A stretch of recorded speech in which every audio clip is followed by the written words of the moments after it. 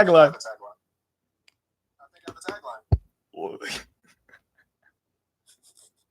There it is. We're live, y'all. You're gonna be frustrated because it's gonna keep changing. Coming up with the tagline. I want to have a tagline. This might be my tagline. It's gonna just keep changing. You'll see. Because I'm never gonna get a tagline. My tagline is not having a tagline. Right. It's like a double entendre type thing. Tagline. Yeah, it's my favorite contradiction.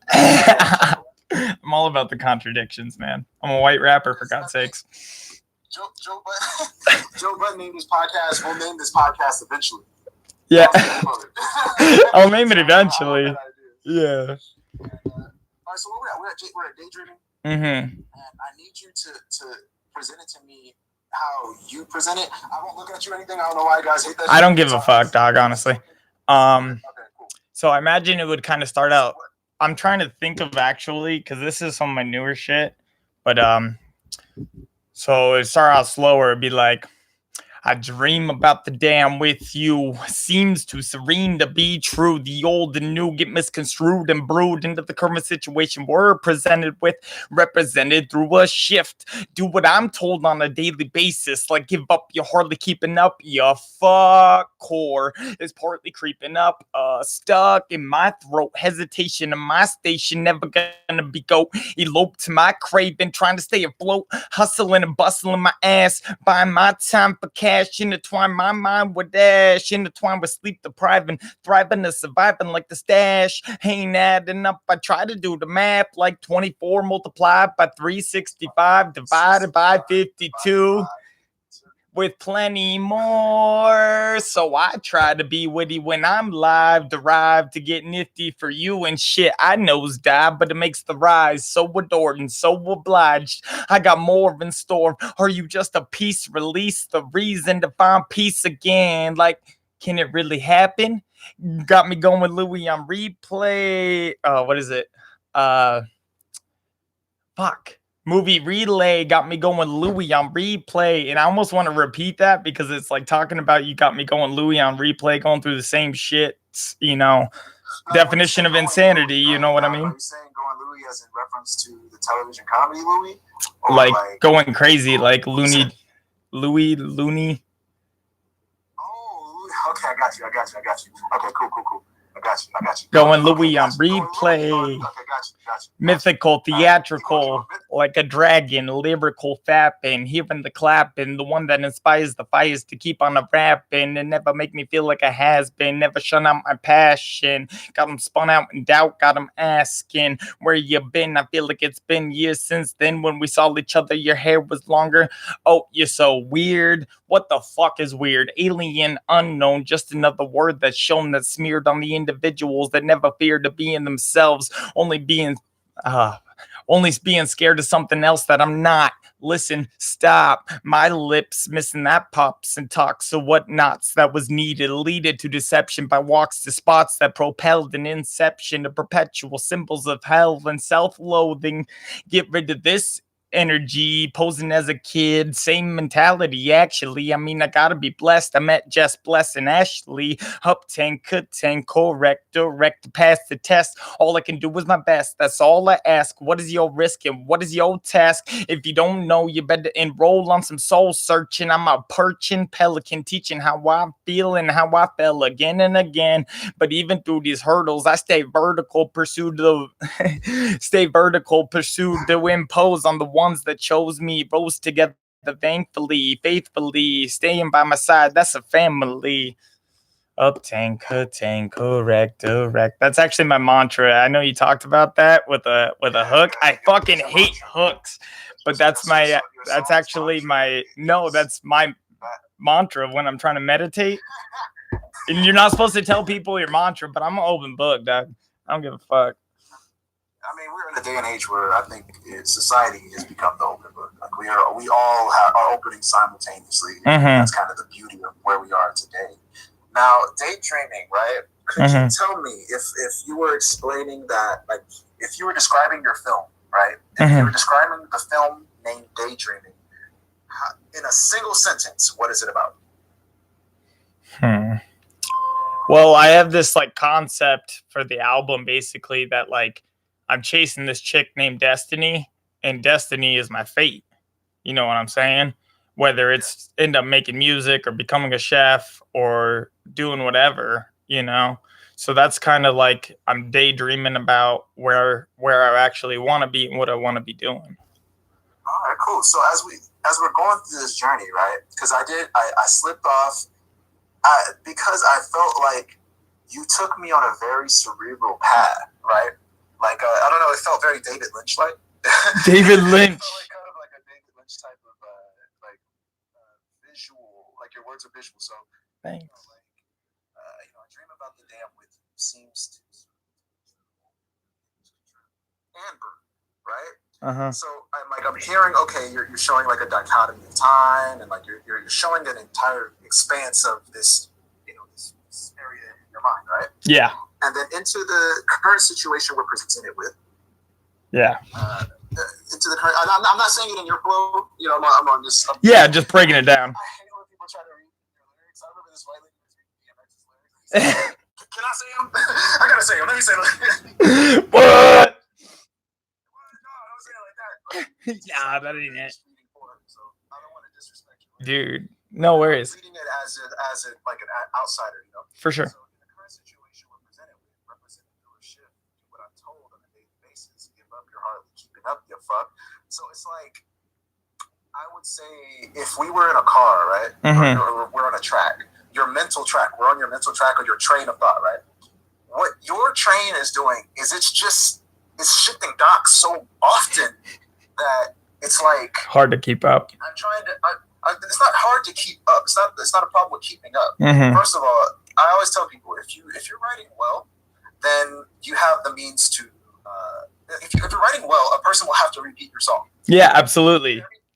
If they get everything in one go, I personally feel it's not fact. It's just if you get it all in one go, the song can get it. Basic. It's not digestible.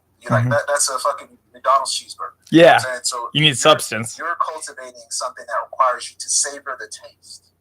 So if we're in this is very cerebral, I'm listening and I'm seeing, and this is with every track I check from yours. It's like, man, this feels more poetry than it does actual song.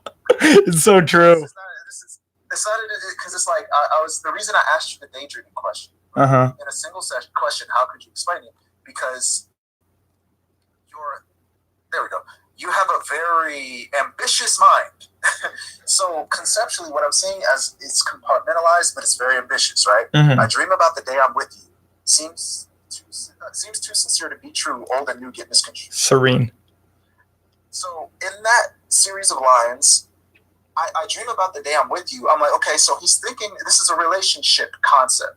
We're starting down the path of relationships. Right. That's where my mind and your job as the writer, this is you basically getting that car started and typing in the GPS. This is where we're about to go. We're going to daydream. So the first line already has my mindset expecting this train to take the path of a relationship. So I dream about the day I'm with you. It seems too sincere to be true. I'm expecting like emotion. It's like an emotional path, right? Right. So old and new get misconstrued and brewed, right? So I'm like, okay, old and new get misconstrued and all twisted up, right? So now we're seeing different realms, being presented in the whole thing.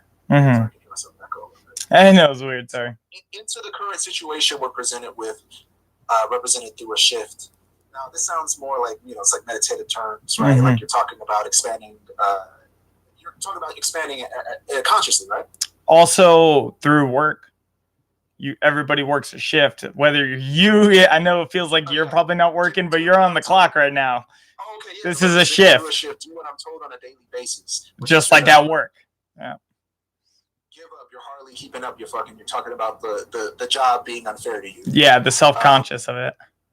Trying to keep up with maybe your quotas and stuff like that. Well, I'm a cook, so it's just like a lot of hustling and bustling. Chorus partly creeping up. Stuck in my throat, hesitation. So core, let's go here. Core is partly keeping up. Is that what it's saying? Creeping. Like when you get it. Core is partly. What's the word there? It says party. It's like misspelled. Oh, when you get in it, you don't even think about it. Partly. Like yeah, because like when you get that anxiety, bro, like that it goes, for me at least, it starts in my chest and works up to my throat.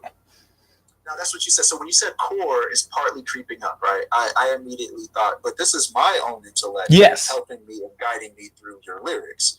But one thing I want to stress to others is like, I call it like the Will Smith concept. Where it was Will Smith came up when he was in school. I did the same.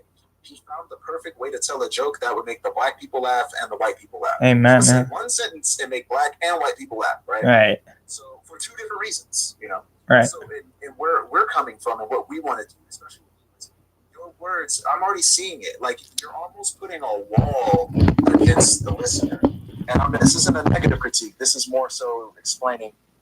Even when I'm reading with you and we're going together, it's like there is a type of. I feel almost like I have to be as smart as I am to even enjoy what you're doing. And I feel like what. You're Aesop rocking it. Like you're not giving them a bridge at all. No, like, no hooks, no bridge. If they don't get it, they don't get it. Right. And I appreciate that. Thank you. At the same time, there are moments where it's like I see you have to. I just said this too in the video, so I don't want to contradict myself. You don't make music for other people. You make music for me, and you make music for you, but you make music for all aspects of you. You have a spiritual background, so you understand that like everyone is a part of you. You know, the worst people in your life are a part of you. The best people in your life are a part of you. Right. So you make music for everybody, Amen. Which is an expression of you. So what I'm hearing here, and this isn't to say you've done anything wrong. I'm saying core is partly creeping up. Was honestly like my information made that word make sense to me. Because once I saw core is partly creeping up, I thought either your core here or your core here, which goes perfectly into stuck in my mode. Hesitation. See, these are very, like I said, David Lynch. When I said David Lynch, I really mean it because it's like, okay, we watch a David Lynch people, the film, and some people are just not going to understand what he's saying. It's just weird. And it's not for them, maybe, you know? Right. Feed them out. Feed them out. It's just an aspect of, his meditations and stuff that you said. So, partly creeping up, stuck in my throat, hesitation in my station, never going to go elope to my craving. So it's like I'm seeing you're fighting with self. That's what that is, brother. Yeah, married to your problem. Mm-hmm. To my crate, trying to stay afloat, hustling and bustling. This is okay. So this is what I'm gonna call. I don't like that term, but I'm gonna say it. That's a saw bar. You seen the movie Saw? Saw, yeah, like Jigsaw. Okay, yeah. It's like a hat on a hat. Yeah, basically, it's a saw bar because that's not entirely fair. Elope to my craving, trying to stay afloat, right? But okay, never gonna go elope to my craving, trying to stay afloat. Now, the signs of a developed and strong writer is a writer that can essentially hold the hand of the listener, but don't baby him. You know what I mean? Like not two lines, but hold their hand like an adult and help guide them through what you're kind of seeing, your perspective. Yeah. So you're going from core is partly creeping up to all stuck. So we're talking about hesitation, restriction. You're talking about being stuck at you're talking about being stuck. And then never going to be go. So you're talking about your self-doubt holding you back. It's about craving, trying to stay afloat. Now, that's like a bar, right? Where it's like, elope to my craving, trying to stay afloat. You know how many ways I can go in that direction? You know how many things I can make out of that? So I feel like, in one way or another, I feel like you're projecting an idea through your lyrics, but it's almost like elope to my craving, trying to stay afloat. Feels like it depends on your state of consciousness to even catch this line. Because elope to my craving, trying to stay afloat, I did not even picture smoking at all in my head. My mind is, the train of thought that you put us on is you're now talking about being held and you're never going to be self-doubt. Now I understand that the smoking line is to get you out of that doubt state, right? To deal with the anxiety. Trying to stay afloat. I feel like elope to my craving, trying to stay afloat is just so ambiguous that the listener could just shoot a dart and get an idea. Right. It might not be what you want to give them. Right. Ask you this: is that how you are trying to write? Are you trying to write in that I was going to call it the Mars Volta kind of way. You're just writing in this way where it's like the lyrics are so ambiguous, it's up to the listener to piece together your puzzle. Is that the route you're trying to take, or you want to be? You actually want them to journey on your specific path of thought? Yeah, I kind of like the idea of them being able to relate to it in their own way. You know what I mean? So just because I felt this way doesn't mean you have to see my vision and go with me. You can kind of decipher it for your own. That Earl Sweatshirt and Odd Future and shit does a really good job of doing the like stuck. Like what? Yeah, you know what I mean? So that's kind of, and then what else was I gonna say? Yeah. I basically do it for me. I do it for fun. I do it for me. Like I said, this was like literally me putting soul on paper, you know? I got you. All right then. No, then so it's not really for the listener. I say a line in one of my newer songs, like that I still can't get together, but I sing a song so you can't sing along type thing. Or I write a song so you can't sing along, so Padawan, little Padawan. Oh, I like that. That's cool. I like that. That's that. See, and smooth rhymes. Oh, yeah, that's what I want to get at too. Let me go back up real quick. Your rhymes. So,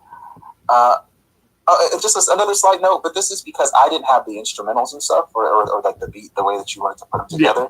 Yeah. I wasn't able to. I do this thing. I literally put the bar lines and I reformat your lyrics to look like a certain way. It's the way that your lyrics look, it looks like a long poem. It's structured like a long poem. Right. But then I also started to see, no, this looks like journal entries and non sequiturs.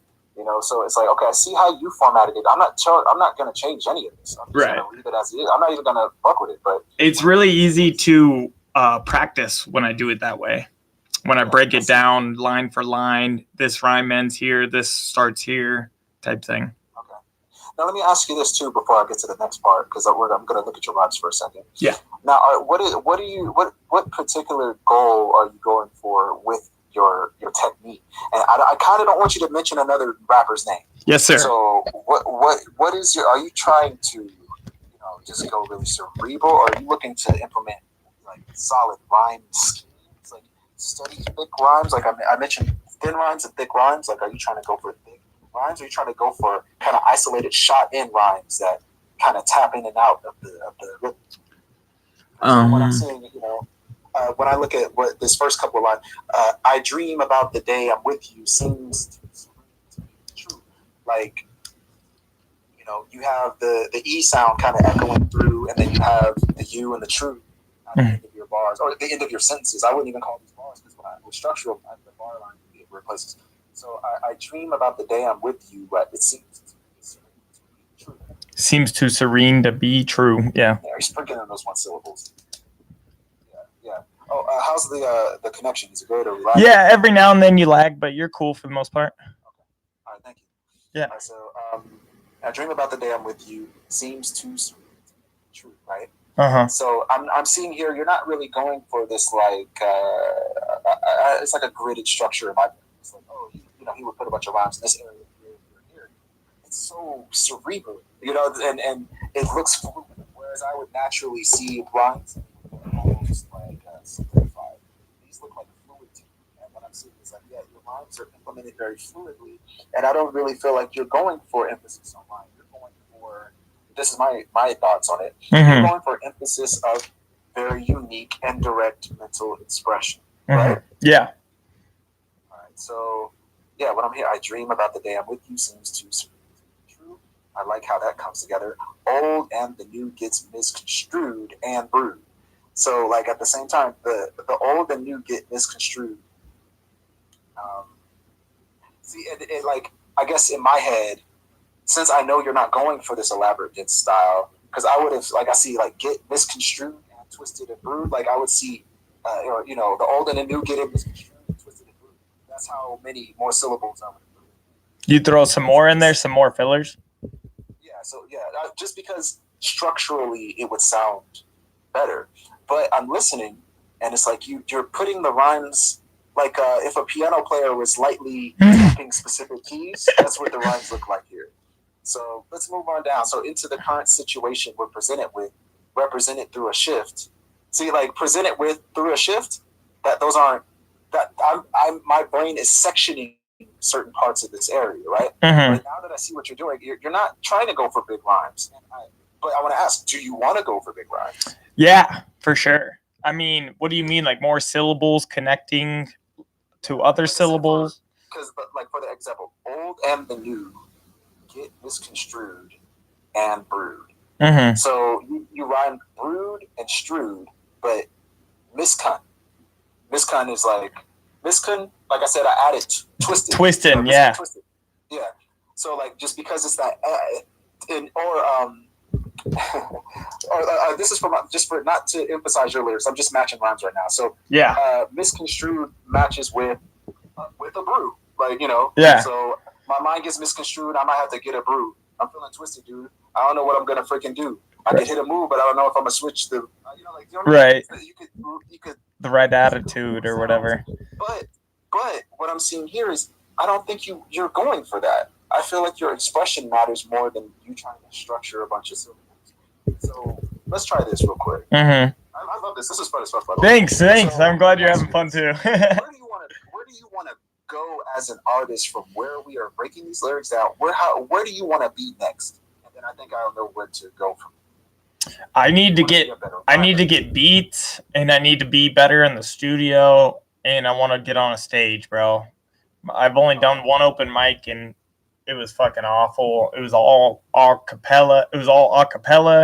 And then I had to like leave and come back, and there was like literally a dude and his kid, and I don't know if you saw that Born an Underachiever song, but that was like my opener, and it was just wow. You're a 12-year-old girl out in this. Oh my god! But I did like 10. But that's good though. No, listen up, man. That's good because you suck. You're supposed to. It's my first open mic. Why do you guys think you're supposed to be on your first open mic? You're supposed to kill it. It don't matter who's in attendance. You should just be glad that you have the balls to get on the stage. Amen. That's your first reward. Your first reward is you got on the damn stage. You know how many people won't get on the stage out of fear? You already surpassed every person by getting on that stage. Dude, perspective. Thank you. The experience you had. Am I still lacking? No, your mic goes in and out every now and then, but that's about it. My mic? Yeah. Like it'll be quieter and then it'll be louder sometimes. I'll make sure to try to get that right. Yeah, you're good. So yeah, you doing your open mic and it sucks, or you had a bad experience with your open mic. That's supposed to happen. That's normal, right? I have tons of that. Yeah, it's very normal. I've had very embarrassing open mics. I actually encourage people to go to open mics in like cities that are kind of out of their area, so they can fuck up a lot. Yeah, that's a good way to put it. So get on stage and make a lot of mistakes, so that when you actually end up on a big stage, you'll have the experience of fucking up so much. You won't be afraid. Right, it'll just be automatic. You got to have a couple L's, man. It's like, L doesn't stand for losing; it stands for learning. Exactly, man. So if that's what it is, I see you want to step up you want to get beats and you want to be better in the booth. Just through this, we'll get there. So what I'm hearing, because when I'm listening to you, you didn't write this to a beat, did you? No, I don't do any of my music to a beat.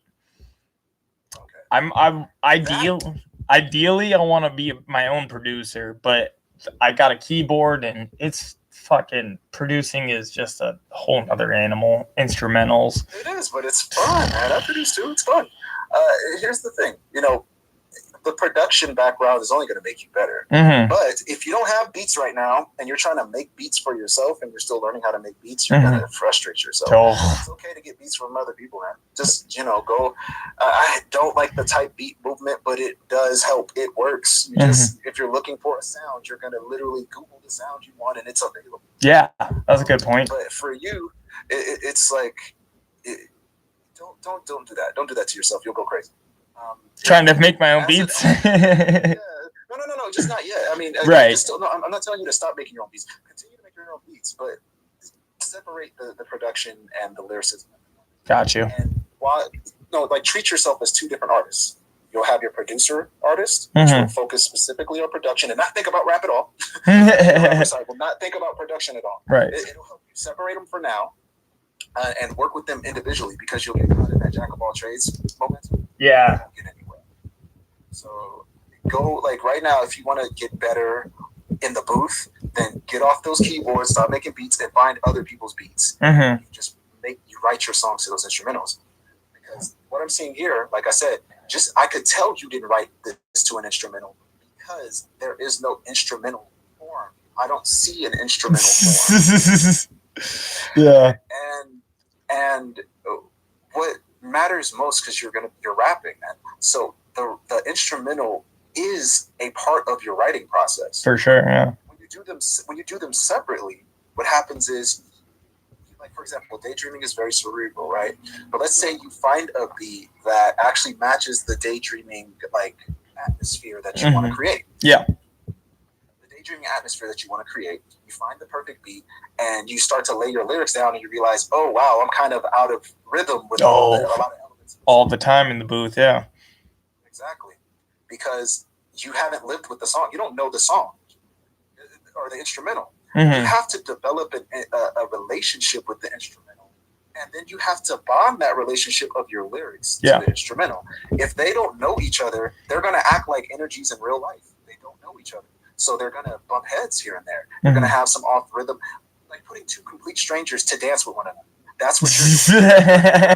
This stranger named Daydreaming and this stranger named Instrumental, and you're telling them to be lovers. Right. And then, you know what I mean? The arranged marriage type. Exactly. You see, arranged marriages aren't the best. Man. Right. Sometimes it works. Context, and I'm not telling you to change as an artist, because what I'm seeing here is just your ideas are leaking out onto the page. So it is crucial. This isn't law, though, because I know a lot of guys that write outside the instrumental. It just works better. Have you considered rhyming to metronomes, or at least constructing your stuff to metronomes? I've never really thought about that, no. Or like just like a simple tempo type thing. The wood block, yeah. Because you'll be locked into the frame. What I'm seeing is there's no frame. And my job, or what I try to teach people, is I'm going to show you what the frame even is, and then we'll destroy it. You kind of like, I don't see that you have the understanding of the framework of the instrumental to the lyrics. You have isolated them. So, because I'm like, I even understood. I was like, you don't even have the. Did you even find the beat for this? Like, did you ever find a beat that matched to what you were going for? No, not really. I don't know if you've heard of Daga Beatmaker or something like that. He does like a lot of it's like a cartoon, like boom bap type kind of 8-bit samples like crazy. Yes, loops. Yeah. I love that shit. Yeah, me too, dude. Less is more sometimes. If you got a good fucking, just let it loop and throw some breaks in there, and yeah. Well, I'm making sure you're getting all your value, man. Every moment is so precious to me. So, amen. If you want to develop and grow in the booth, you have to develop and grow the relationship of your writing to instrumentals. Now, if you don't write to instrumentals, that's fine, but you have to understand at one point or another, you're going to have to modify those words to fit to that beat, because the beat is more important than you. You obviously see that echo through all of the industry. There are songs that you, for a fact, like, that you don't understand the lyrics to, that you don't even hear the lyrics to, because the instrumental takes the experience that you have with lyrics. And sometimes you might have to listen to a song like 7 or 8 times before you even actually digest lyrics. Right. So the beat will always be the first thing that's heard. It's not a law here. It's not a law, but it's right. How often are you at live? If you go to a live show, right? Most of the time they don't have mic etiquette at all, so they're just. You can't hear a word they're saying. Right. You can't hear anything they're saying. So what do people in the crowd do? They just nod their head to the beat. Yeah. They're not getting the artist isn't giving them what they're supposed to give them. Right. I guess because they didn't have the proper skill set. But the instrumental was good enough to keep their attention, to let him fumble through this bad verse he has. Right. And if he sticks with the instrumental, it sounds good, even though they're not digesting the lyrics. Exactly. And then guess what? Subconsciously, they'll just digest it. So at the end of the day, they still heard the words and the impact will still be there. Yeah. So especially if you have a good hook. So anyway, let me get back to the lyrics. Yeah, when it comes to what you're constructing, right? You understand basic beat structure because you make music, right? Yeah, working. I'm more of a lyricist right now, but yeah. Okay. Well, as a lyricist, I just ask you, because this is if we can't even get to the next step until you get this now, you have to understand your relationship with the instrumentals. Instrumentals are the heart of your music. Your hook doesn't even have power without a good beat. You can have the best hook ever, and if that instrumental is weak in the chorus section on top of your hook, it's not gonna. They're not gonna be. There's not gonna be the pulling power, the staying power. All right. Quick little note from an engineering standpoint: a chorus or the hook or the chorus of the song is the loudest part of the song. It has the most. Oh wow! Yeah. The most exciting part of the song. Because that's where all the power is. That's how it holds the listener. It's almost the climax. And then from there, you got like the falling action and then go back to the top. Because the verse should work like this. It's like an arch. And then the hook comes and it's whoa! And then back again to doing the arch. Right. And then the hook comes in whoa! And back again to the arch. That's the process of putting a song together. So your hook is that it's grabbing their shirt and saying, this is what the song is about. Never forget it. Right. So in the instrumental as well, Kanye West is great at this. You listen to Kanye's hooks, listen to how many more sounds are in the background, how much more atmosphere they add, because they want to, it's a good idea to overwhelm them with the chorus. Because that overwhelm action is enough to keep them coming back. Like a wall of sound. So you have to understand your relationship to the instrumental. It's crucial. I mean, you have to understand beats. You have to understand, the metronome thing. If you're good with rhythm, instrumentation, and beats, you can write your verse to a metronome. And then when you get on an instrumental, you already have some form of a gridded structure. It'll be so much easier to implement your rhymes and your ideas into the music. Trust me. Yeah. And as you spend more time with the instrumental, a lot of guys, they only play a beat for like 2 minutes. I have spent up to a week with just an instrument. Right. Just really starting to write.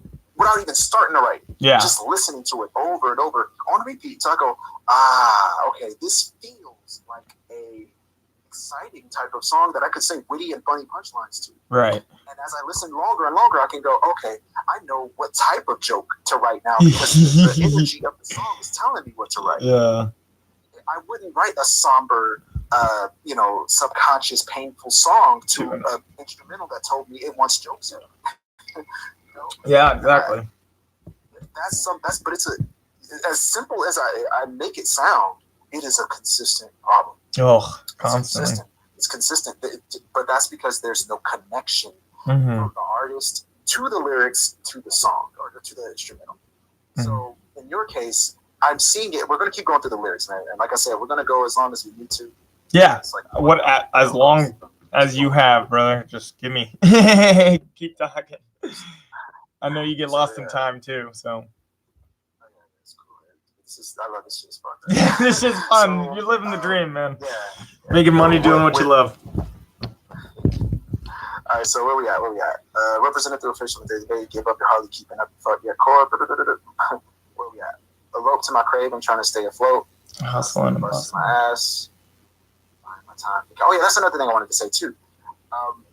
How many bars do you think this is? Oh, 112. 112 bars. 112 bars. What made you go for 112 bars straight?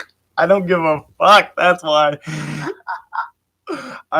Doug, it's just literally, I don't know. I didn't have the luxury of having an instrumental a foundation. All I had was the pen and the pad. And then from there, it's just that's the rough draft. I retype it, and then there it is. Now, why don't you have instrumentals? Or is it just that you're not finding? I just haven't had that luxury, dude. I mean, I've came in touch with people, but they're always doing their thing. And it's just, once I get in the booth, like you said, it's hard for me to match it. And one of my coworkers just kind of gave me a loop, and that's why I did that waveform from. I wish you could fucking hear it. It's on my SoundCloud. It's like the one take one, but would you be able to play it from where you are? Since you have the audio recording, you might not play out. Yeah, my mom just got home. Let me see something real quick. Yeah, Mama, I'm in a meeting. Ma! What? I just wanted to say, hey, I hadn't seen you for a couple I know, I love you. I'm in a music meeting. Oh, well, I won't interrupt. Yes. I love you. Thank you for what you did. Of course. Yes, I got you all day, Mama. I work today, too. I love you. Love you. Hope you had a good day. Yeah, trying to get out the mom's house. What's up? Who cares? I love your mama, man. I love her. Glad that you could even be at a home with your mom. You know? Oh, dude. So, perspective. Grateful, man. Amen. I'm glad you have your mom, man. Like, there's a lot of cats out here that don't have your mom. Shit. It's crazy. So I would never be the same without that, man. Your mom sounded like a sweetheart. She is.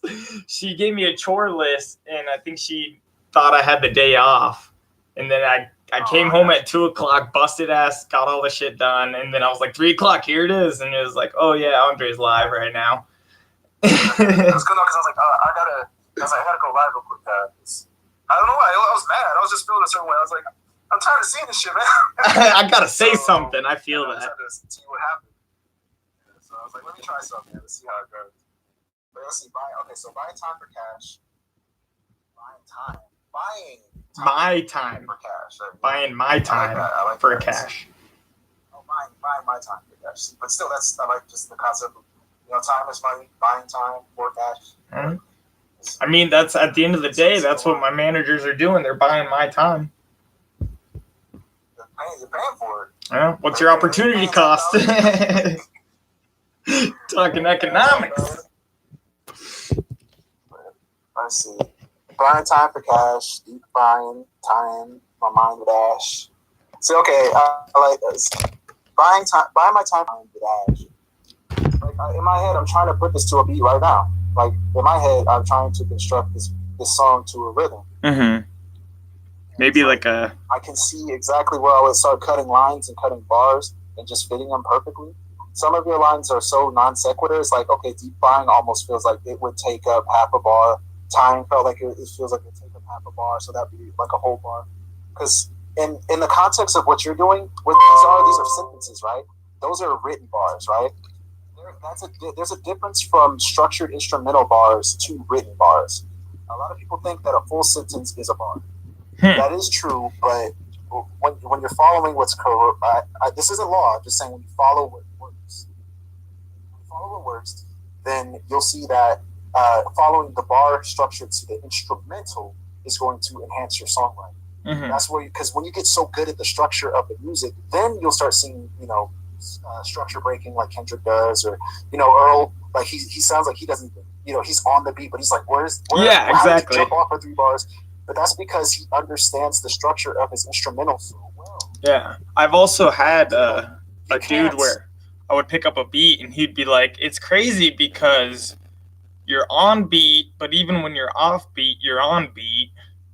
So that's because he's sticking to still the structure of the instrumental. Ding, so we have what are called beats. We got the 1, 2, 3, 4, right? Mm-hmm.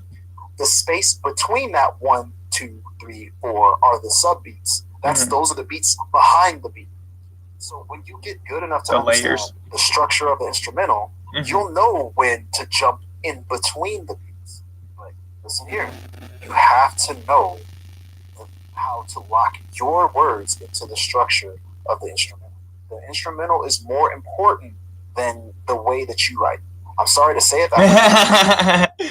It is true, though. It's true, though. Instrumental, because at the end of the day, you're going to have to adhere these lyrics to the instrumental.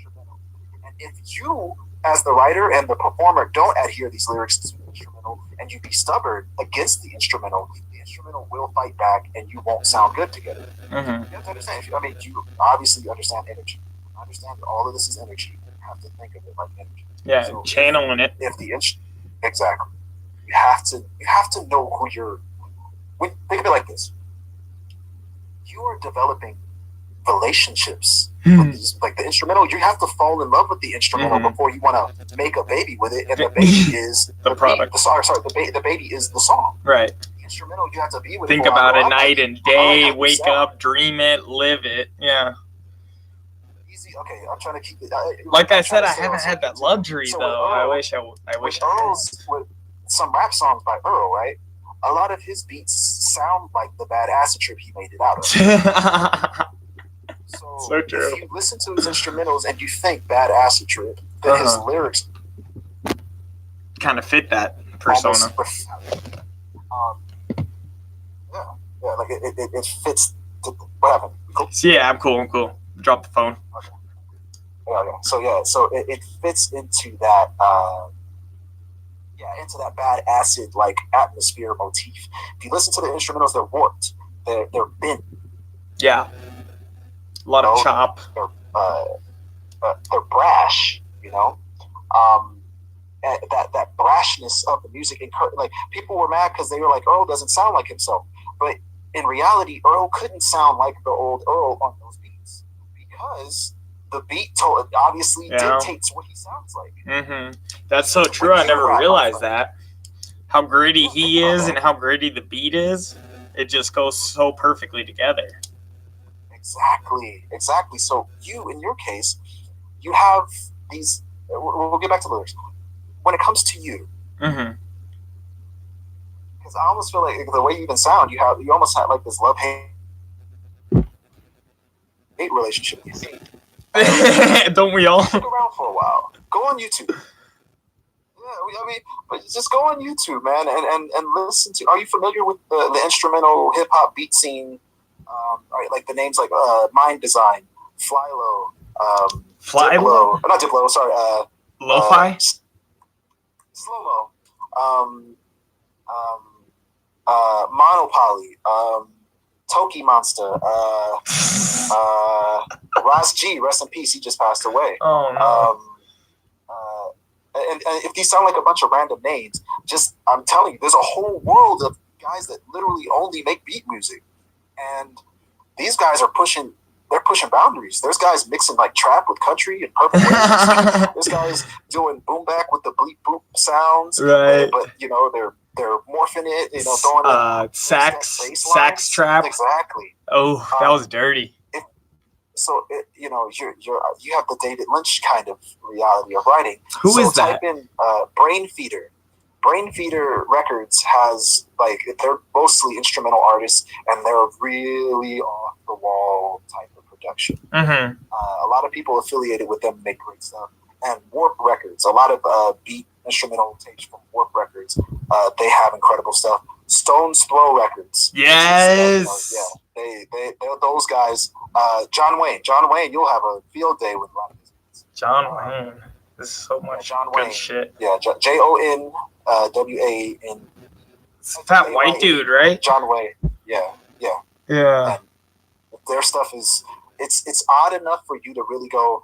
It's boom bap enough to be structured normally, but it's weird enough for you to not sound like a boom bap guy. Right. So it's abstract, and I don't really feel like you sound boom bap at all. I think you would really I think you would fit well on like watery type of beats, like very. And see, if you don't understand, you need to develop your ear with instrumentation more. Watery type of beats. What I mean by that is there's a flow to it. There's a malleability to it. Like you could move the instrumental and it wouldn't be affected by your presence. It's would be fire. Like a fiery beat would be hard hitting. You got the bass rattle. Yeah. When you my bass right here. That's a DMX. Bum bum bum bum bum bum. An airy. Yeah, like DMX. Yes, like DMX. You want to punch a bag. Just Little John on the East Side, boys. Just want to. Yes, there we go. Yes. airy instrumentals are more cerebral. All right. You would enjoy them more with headphones on. Headphones. Nujablees. Nujabes, there we go. Nujabes is perfect. Oh, Nujabes is perfect. That's my dude. Yeah, so Nujabes and Jay Dilla, those are the two. Jay Dilla! Yes. Don't ever sleep on those guys. His part one, him and Madlib, I tried to practice to all the fucking time, dude. Okay, are you familiar with the artist Knowledge? Knowledge? Hello? Yeah. KNX WLEDG. Honestly, I found what I liked in like 8th grade, and I really haven't found new shit. Like when I was in high school, I was like, dude, have you heard of this guy named ASAP Rocky? And he's like, dude, fuck off. This shit's like 3 years old. So, like I found my groove, I found my niche. He's got a fantastic ear. ASAP Rocky actually is a great example of someone that picks airy beats. He likes airy beats and watery beats. So ASAP Rocky will always pick like really airy, like you gotta be like super slow. That potato salad, dude. Last Lazarus. You should do a breakdown of that shit. You take all weeks. There's so much material, dude. I can't wait to cover this stuff. I just don't like. That's what I'm trying to lie. So like, maybe I can knock more stuff out that way because there's just stuff I want to talk about without the graphics. That's what the live ART should be, bro. Yeah, just no structure. Just go. I'm gonna try some more stuff in the future. But okay, so for your instrumentals, right? Knowledge is literally like no joke. He is Dilla and Madlib together. What? He put both of their sounds together. So Madlib. So his name, Knowledge. KNOX WLEDG.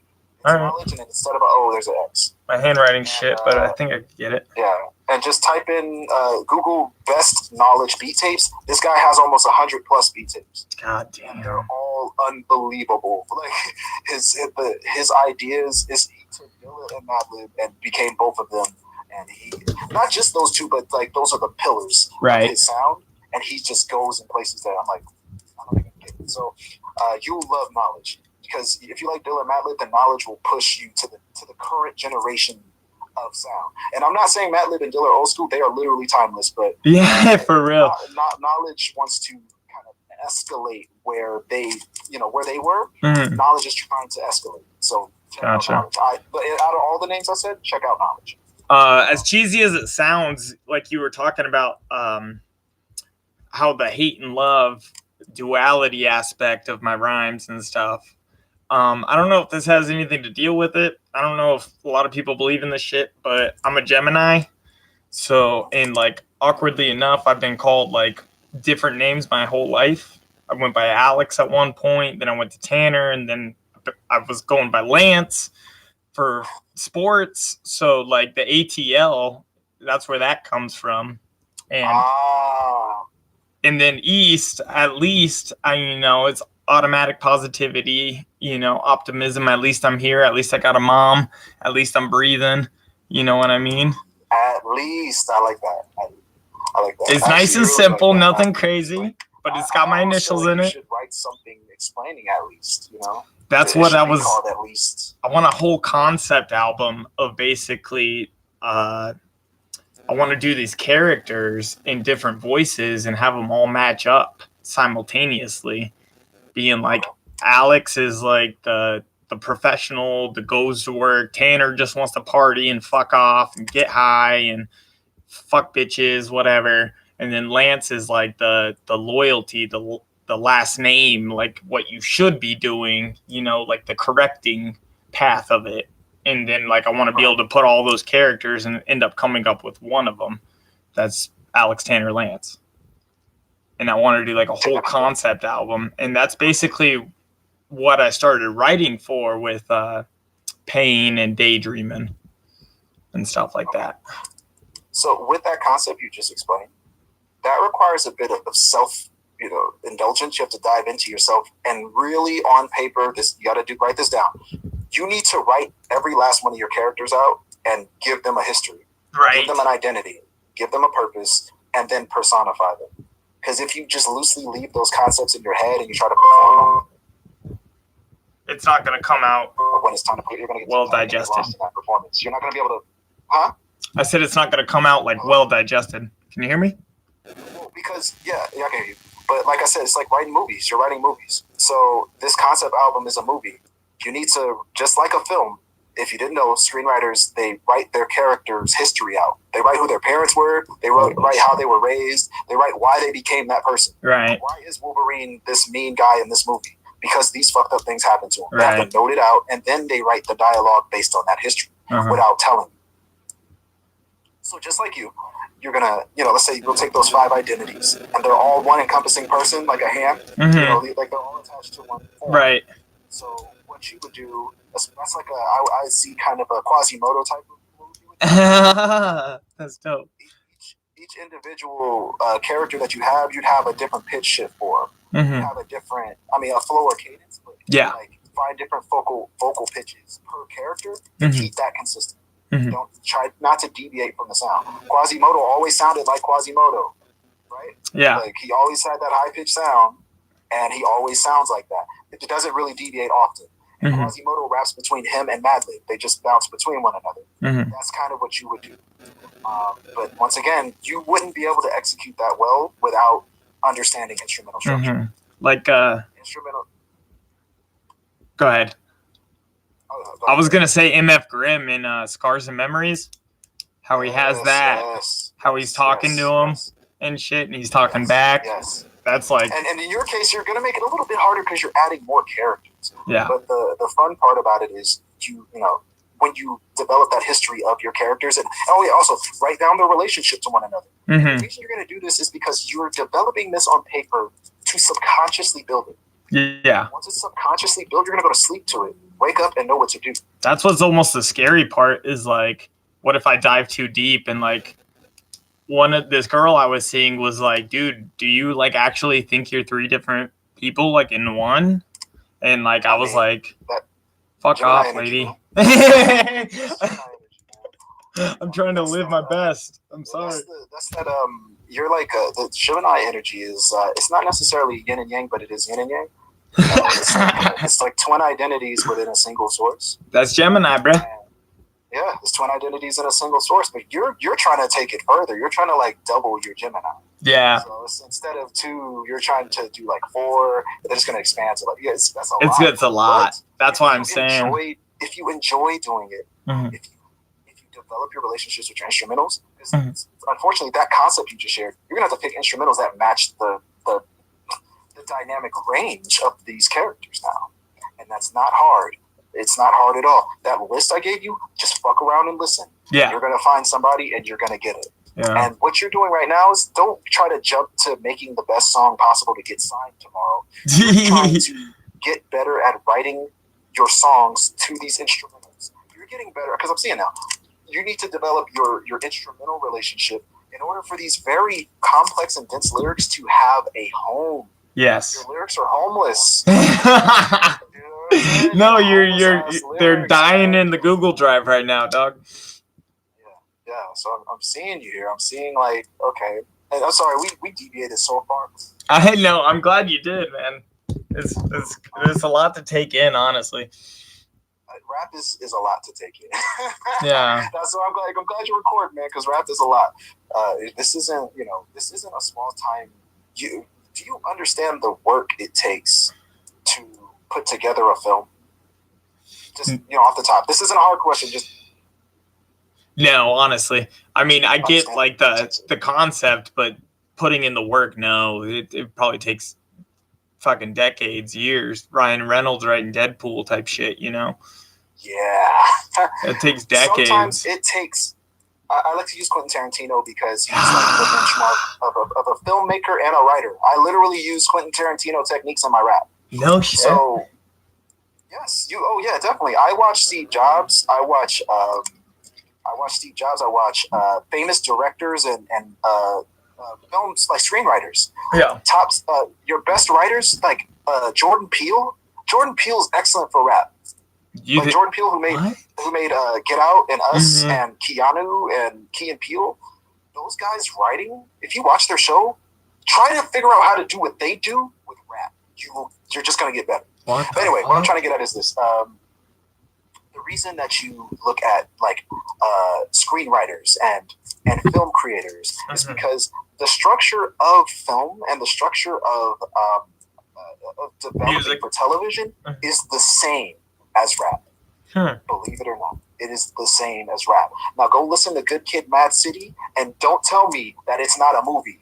It's not a constructed film from beginning to end. Man on the Moon 2. Man on the Moon is a film, a movie experience. Bastard. Certain people you got to be in certain states to really enjoy it. Bastard, but still, man. It provides you with a vast film-like experience. You can't get that anywhere. Yeah, but I guess I see the okay. Here's the bigger picture I want to give you. Rap ain't easy. No. Nobody's. I never said it was gonna be easy. I only said it would be worth it. All right. So another thing, because I'm just grabbing right now. I'm in the zone. So you're saying you need to get better in the booth. That means you need to develop your character. You don't know what your character is, because if you get in the booth and you don't know how to execute words that you've written yourself, that means you don't understand your words or you don't understand your character. Right. Which every person has a character. I have a YouTube character. I have a character. I talk different. I have a different energy in it. Yeah. So when you're rapping, you're gonna have a different energy. You're a different person when you're gonna talk in ways you don't normally. At your average way of speaking, you're not going to follow the typical way of doing that. So when you get in the booth, you might be conflicted with the idea of being yourself, being you, Alex, and not being At Least. Right. Maybe you don't know who At Least is all the way. Right. Because still building. Because At Least and Alex are two different people. So let's say Alex doesn't know anything about instrumental structure. Well, guess what? We're going to have to teach At Least to understand instrumental structure and let At Least be the knowledgeable personality in instrumental structure. Fuck yeah. Sounds complicated, but you're very smart. So when it comes to getting in the booth, right? Yeah. And let's say, typically I try to tell people before you even get in the booth, you need to, just like an actor, get off book. Don't even bring your rhymes in there. No. And sometimes you might not have enough time to memorize it to that level. But if you know the lyrics like so naturally that you don't have to look at them one time at all, that means you understand what you're saying. That's most of them, yeah. You can't mess that up. But at the same time, if you don't know who you are as you present those lyrics or as you read your lines as your character, then it's going to come off dull. Or it's going to come off amateur. Right. When you're on the microphone, here's another quick note. Since you're recording, I can say everything. Yeah. When you're on the microphone, you have to understand that there is an energy transfer, like cost. There is a cost to energy. So when you go in the booth, you have to double your output because the microphone is going to possibly cut it down by half. Holy or cut it shit, down by a third. So overemphasize it. Yeah, but I'm saying, like, you might be yelling in the booth, ah! But when you listen back, it's like, ah! Right. That's the difference. Yeah. Even on YouTube, on lyricology, I'm almost screaming every line. No shit. Yes, and it comes off so, I'm like, how does... So normal, yeah. There's a cost. Yeah. There's a cost. So when you're in the booth, and imagine that cost and understand it. You understand that your character is going to be paying that. So if your character knows who he is, then you're not going to lose too much in the translation of your vocal coming into the microphone and being played back. I hope that came out clearly. But the two in between, understand your character, man. You have to understand who you are. And that's not easy, man. Fuck no. If it was easy, everybody would be doing it. Areas of confidence that I'm developing. So just like you have to develop that studio confidence. Yeah. Now, let me ask you this. When you're in the booth and you record, do you have anxiety, or are you worried about what the engineers think? Are you worried about how well it's going to come out? Honestly, not really. My main concern is punctuation. I want, even if I'm rapping fast, I want you to be able to hear where I was trying to trace the syllables together. I want you to hear, like, a lot of people can rap fast, but are you actually hearing what they're saying too? I think that's a big thing to be punctual. I actually have that song up if you want to take a peek. It's just a loop, and then Put it on. it's literally one take. It's literally I almost want to do a thing where because that's how my shit's written. It's 122 bars of just go go go. So I like doing one take. To yourself, man. I love the torture, man. So. That's hard work, man. It's stressful. That's hard work. You make it sound so stressful, man. Like, oh, that's too much. I see where you're coming from, and I think where I want to give you is some guidelines.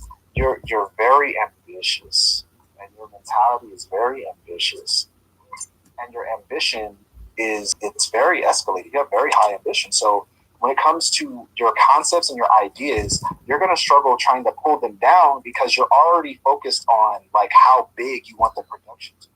Right. And you're not looking at the minute details, right? Like for example, you're like, I got this idea for this film and I got all these characters, this plot line's wild, it's crazy. Mm-hmm. And then I ask you, well, who's going to be the actor of your main character's role? And you don't know.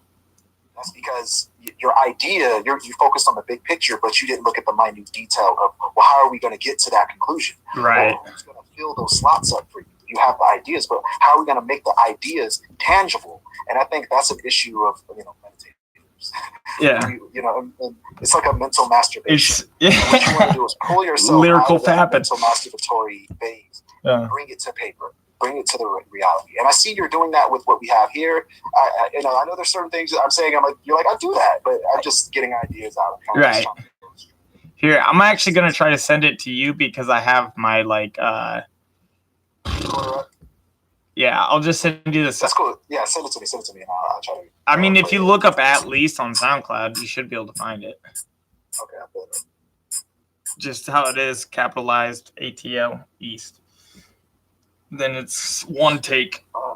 So many tabs. All these tabs. Tabs on tabs. Tabs on tabs. I have it in the emails. So. Levels. What else was I gonna say? Oh, the one take. All right, so I played the one take. Yeah. So.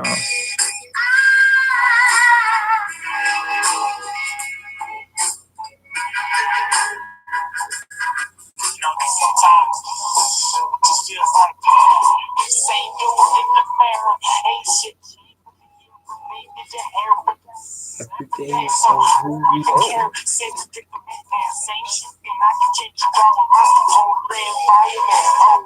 Thank you. This helps me.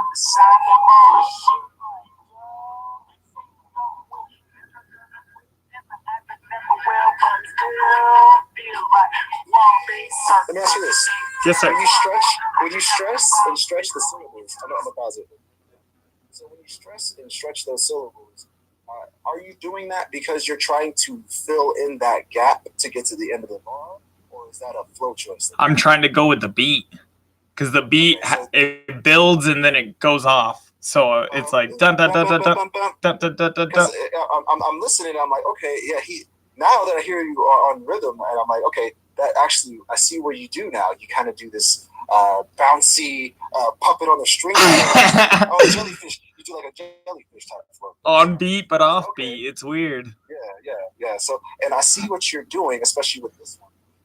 And you did it in that same structure. Did you start with this beat, or did you do it without the beat and you just slammed your? I fucking forced it in, brother. I literally. Okay. My buddy played like 3 hours of his just whatever junk instrumentals, and I just rapped the whole time. Whether it was freestyle, written, just bars. Sorry, okay. Let me jump back. Yeah, go.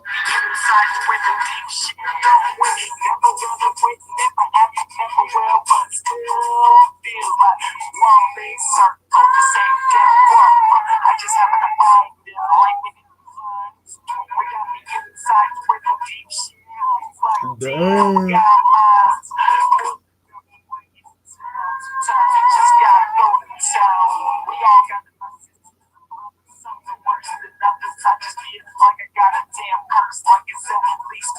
Okay, so here's what I'm hearing, right?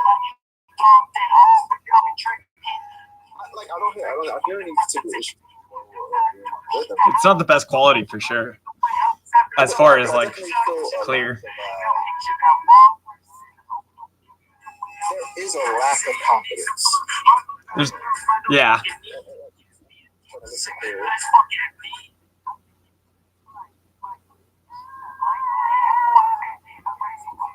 And you're fighting with the instrument. That's what it is. Like one moment you're really on, you're working with it. You and the instrumental are cool, y'all having a good time, and suddenly y'all fight. And I see what it is. It's like there's almost a bit of stubbornness in your rewriting. Yeah. You see, like, you're like, I'm not gonna change my line for this beat. Right. Don't take that approach like jazz, because the beat is more important than you. Whether you like it or not, motherfucker. You know what I mean? Like, you gotta collaborate, bro. You gotta collaborate with the instrument. And sometimes you go, this line is better than what the instrument was asking for. Still go with the instrument, right? Mm-hmm. Are you familiar with Childish Gambino? Yes, absolutely. All right, so why is you lying? Why you Mufasa? Why you Mufasa? It's such a subtle, just a subtle line. It's so tiny, but it fits so well because he and the instrumental work together. Oh, the beat set him up for that punchline. The beat opened the door for him to say something, and then that's what he alley-oop slam that shit. Yes. So what I'm hearing here, I'm going back to the lyrics. I like how you sound, man. My brother-in-law. So, like, these choppy moments, like these moments where, like, you're on rhythm, and you're going with the rhythm, and then you start to do this, and you're going into this choppy, like, trying to force the words in, trying to punch it. It's like staccato. Like, you don't even know, like, you're doing staccato flow. I don't think you intended to do that. What's staccato? So staccato's like, like, okay, so there's long notes like bum, bum, and then staccato's Dr. Dre. Bum, bum, bum, bum, bum, bum, bum. Yeah, that's staccato. So your flow, you're going from long stretch syllables, right? Jumping in between different sounds and styles. But listen, your song, did you just hear what you said? Your song basically exists because you had to fight with the instrument. You're doubling your work, man. Don't double your work. You got to work smarter. So in this context, I see what happened. You had your lyrics first, and then he had a beat for you, and you're like, I got the verse for this. 100 fucking bars. And where your hooks at, man? Dude, listen. It's the same dude in the mirror. Ain't shit changed but the year. I don't need hooks. I'm a better rapper than hooks. I'm gonna do. Nah, that didn't work. Hooks are real hip hop. Don't need a hook. See, but here's the thing. Who said that? Foundation. No. It's 2019. We're in the age where you can make any sound you want. Yeah, for real. You can create any sound. And if people don't like your sound, who cares? Because you're the only one doing it. Yeah. So let's get back to this, because I like what you're doing. The chorus comes back in. It's weird because it starts and then ends. There is no middle.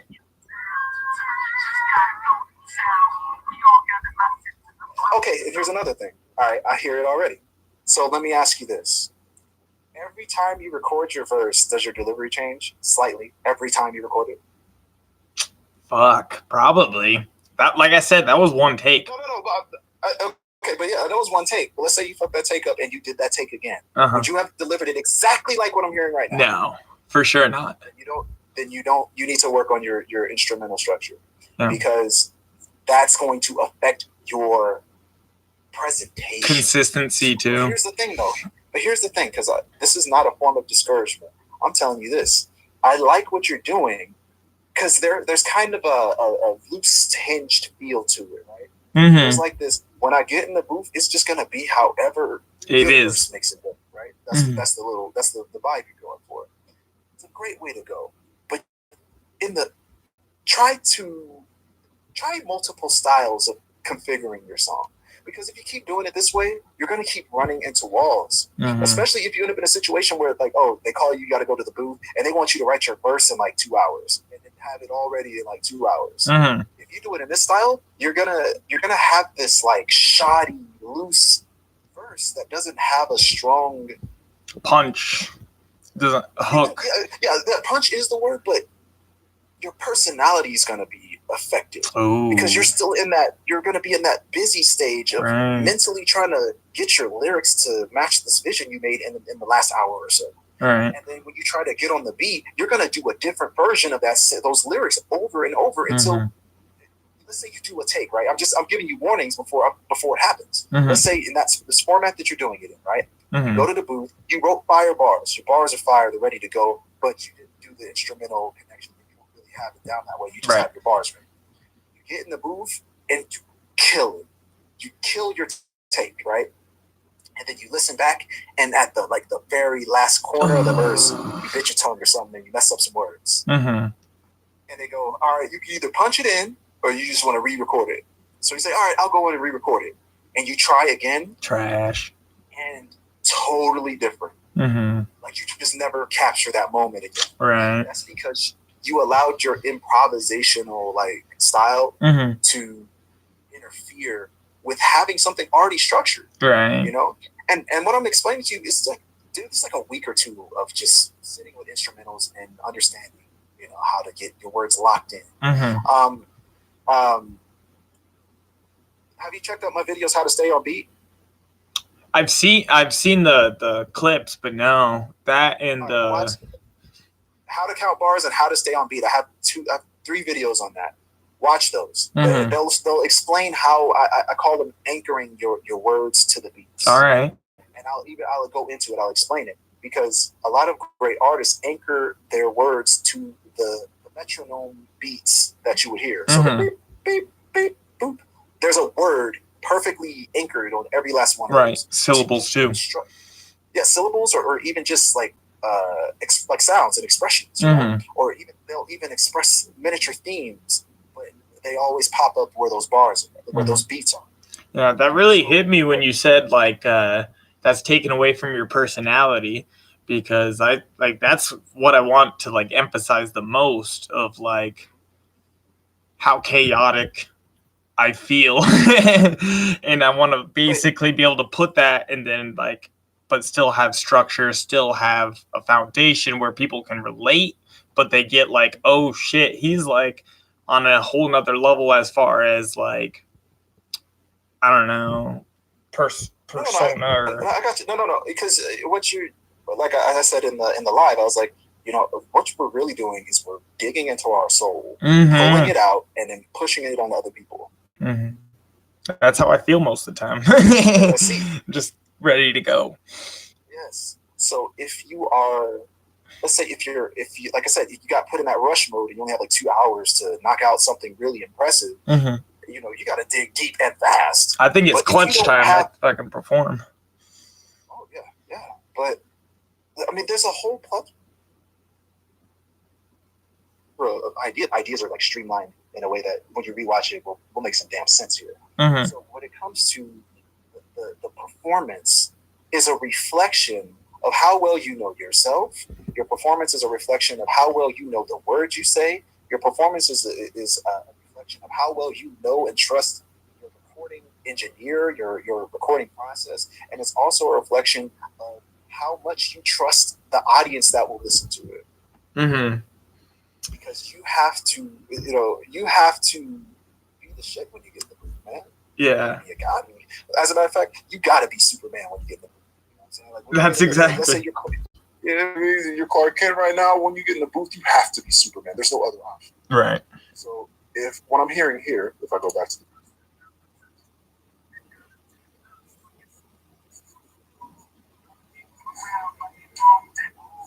it's weird. I like how on and off you are, and maybe this one take was the miracle that proves that.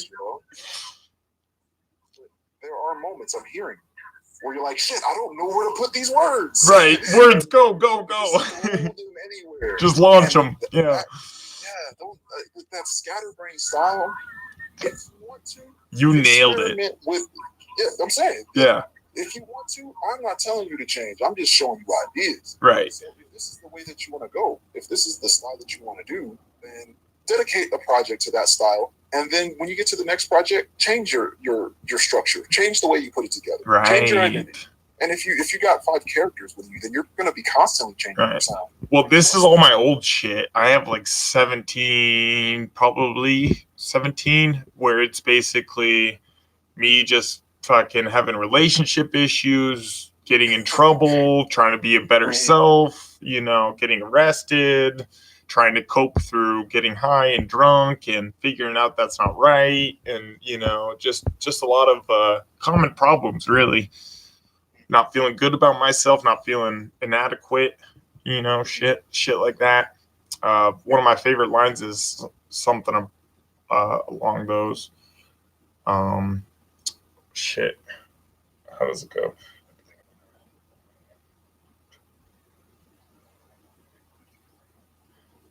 Inadequate. Being what? I forgot how it goes. I'm trying to think, but like whenever I have to run it back, I have to start from the beginning. So I think it's actually one of the songs I gave you. I like to think about it than I am. Growing up trying to be a real man, no mistake, but I take a stand by being as real as I can. Just trying to make my band proud of. I don't know.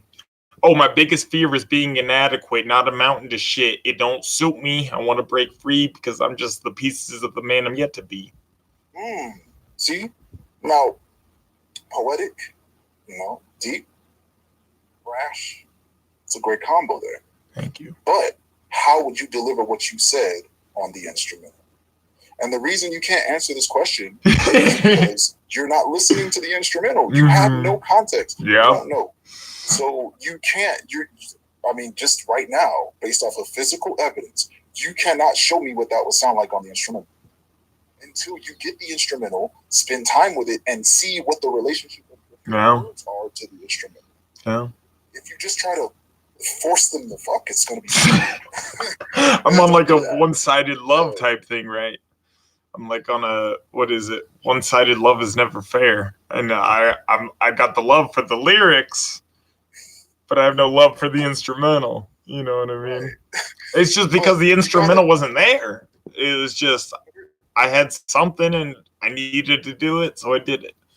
But here's the thing, man. There's this, I forgot the book. I think the book was literally called How to Rap or something like that. they even go into detail in that book. They're like, yeah, there are just some artists out there that they don't want to write to the beat. They hate that. And they showed the list of top guys. They're like, yeah, these guys prefer to just do it on paper. You know, some guys have really weird little rituals. They're like, yeah, I gotta be. Some dude always, I think it was AZ. AZ always brought a school. He had a school chair. Time to write. He's like, I can only write rhymes on the school chair. Oh, so Jesus. He'd bring the school chair and sit on it because they reminded him of being in school. And it helped him, I guess, put him in a certain mindset. Yeah. He got better ideas that way. So, you know, we all have our ways of getting our lyrics and our words to come together and sound great on a song. You know, my critique for what I'm seeing from you is you gotta, I'm saying the same shit, but you understand this relationship. You gotta get that relationship, not only with you to the instrument, but you gotta make sure that your words even want, you know, you gotta see the relation. You gotta understand how they work together. I'm here with this one on the one take, your words, like what you're saying, and the instrumental do work together. That's why I don't have any complaints. They work together. It's just kind of awkward. It's kind of good. Let it be awkward. Earl, listen to Earl shit, man. Earl shit is so, it's discomforting. It's not entirely pleasurable. Right. But, you know, when you sit through it, you go, oh, wow. You know, you start to see deeper in his world. You know, and I guess using Earl as an example, especially with some rap songs, I don't like shit, I don't go outside. That's a good example. Yes. So that one, you know, that period of time that he was in was very dark. Couch and Sunday and all that shit. And very claustrophobic. You know, he was explaining, he's just stuck in a hotel getting high all the time. So the album sounds as claustrophobic as that piece that as he was. It's like 30 minutes long. It's a claustrophobic album. It's very short, very compressed. And when you listen to how he relates what he's saying to the sounds in the instrument, like, he knows what the instrumental represents before he even laid the vocals out. The two are almost one at that point, and that's what makes the song. It's not Earl's doing his raps over an instrumental like what you can kind of get with me is like, oh, he's doing his raps over his buddy's instrumental. But with Earl, it's like, it's one thing. It's Chum. It's fucking Couch. It's Sunday or whatever, you know? So he's really married to it in that kind of gritty boom bap but not really, but he still punches. I don't know, man. He's just a whole nother thing. What did you think of his new shit? I love it. You love it? I love it. Because there are layers that I can't break down on the show. Really? It's that deep. Like, I'm not comfortable with sharing what he was talking about. As far as the lyrics? Yeah. You're talking about some rap songs, right? Yeah. Yeah, some rap songs. I had broke down. That's like the picture that's all fucked up with his face. Yeah. I broke down Azucar on the show, and I was going through Azucar. Literally, no joke. Like, he's talking about coming out the closet too. So I was like, are you kidding me? Like, all of it is like, he's literally saying that in one sense or another, he was taken advantage of by the industry, right? So what he's saying is like, he was violated. Yeah. In one sense or another, the song is about being raped or molested. And then another layer is talking about being taken advantage of. Yeah. Right? And then in other contexts, he's talking conspiracy. Other context, he's talking about coming from like, psychological depths of hell to heaven. Like, he's going everywhere. Right. Stuff that I'm like, I'm not comfortable with talking about. Breaking this down, yeah. Because you're gonna look crazy, Yeah. But Earl did that on purpose. Yeah. So you can see those sides so of many him. layers in his stuff that you almost deny that he really did it. Mm-hmm. Like, some of the breakdowns, people go, no, that's not true. You can't. Nobody does that. Yeah. You can't put that many layers in a song. Well, Earl definitely does. Mm-hmm. If you like, I don't like shit, I don't go outside, then you have to like some rap songs because it is an evolution of what that was. Yeah. As a matter of fact, that's what you're speaking on earlier. That claustrophobic sound of that album, right? Yeah. He transitions onto some rap songs and basically he goes outside. That's such a beautiful thing. He's like, he goes outside. Yeah. And he even says in interviews, like, I'm starting to go outside, I'm starting to eat healthier. So the album literally, sound-wise, reflects not only that bad acid trip, but it's like going out and improving your life after that bad acid trip. Yeah. Listen to the albums, man. When you listen to these albums, construct the film in your head, especially artists that you know are going to give you that experience. So without a doubt, we know Earl and Tyler are bound to give you an interesting experience. Tyler's whole album arc is a movie. Oh my God. From Bastard to fucking everything. Bastard is what hooked me, man. I downloaded that shit off fucking Beast. What is it? Fucking Fuck Two Dope Boys in LA. I forget what it was. It was like the underground website. My buddy downloaded it from there and we were fucking playing it in his Jeep, and that was like my soundtrack, like sophomore year, just throwing in pinches and that changed the game. I tell people that Tyler was like the other Eminem, like, you know what I mean? Like, not in regards to lyricism, but the controversy. Yeah, because he was saying stuff that I don't know. I just never expected this person to say shit like that on the record and be the status that he's at. Like, he said he'll rape Virgin Mary. Oh my God, who says that? Right. And he's a pop star. Right. So it's a trip. You gotta consider that, at the end of the day, like, okay, since we're talking about Tyler's albums, right? Tyler made sure, he thought so vastly of the whole experience that he even made sure that the names looped. Yeah. Like the last song of the album is the first word of a 2-word sentence. So, for example, the last song on the album is Golden, and the first song of the album is Goblin. So it's the phrase Golden Goblin. The last song on Wolf is Lone, and the first song of it is Wolf. So it's Inglorious Bastard. Yes, Inglorious Bastard. There we go. So he Whoa. See, that's how thoroughly he thought of every step of the album making process. Jesus. Guess what? That makes a perfect circle. So he has a bunch of perfect circle albums. Yeah, he really does, man. Yeah, and this is just, this came with just time. And I literally spend time with the albums, and I just ask myself questions. How did he do that? Why did he do that? What's the point of it? Do you ever worry about, like, stealing or, like, copying something that, like, when you're like alone writing and then you're like, where did I get this from? Oh, I don't know. And then it turns out you say, I'm an odd fellow opposite of Mello. And you're like, fuck, that's a Tyler line. Yeah, but guess what? Keep going. It don't matter. because that means you channel from the same muse. And if anything, you should take that as a compliment. I just channeled from Tyler the Creator's muse. And you should look at that as a divine experience. Oh snap! I just grabbed from my favorite artist's muse. Even in that song, I think the one take I it's not really a stolen line, but it's either Jurassic 5 or Living Legends. I think it's Jurassic 5. He says, build you up and break you down like forgotten monuments. And so I say, you got minds inside of you. You got to build that shit up to break it down. Sometimes you just got to go to town. We all got it, my sisters and brothers. Some are worse than others. I just feel like I got a curse. Like it's at least personal. And then also, sorry to cut you off. No. Okay, first of all, biting is when you decide I'm going to spit your 4 bars. You made 4 bars and I wrote all 4 of your bars and said they were mine. Whereas what you did was, I liked how he said this line, and you repurpose it for your. It's like writing an essay in college. You take the book material, you just say the same sentence with your words. That's all you did. So you just translated it. There's nothing wrong with that. And if anything, you can make a song concept out of that and be more clever.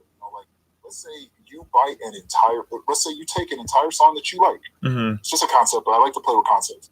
Take an entire song that you like, get on the same instrumental, and then every line that they said, you write an alternate version of the same line they said all the way through the whole song.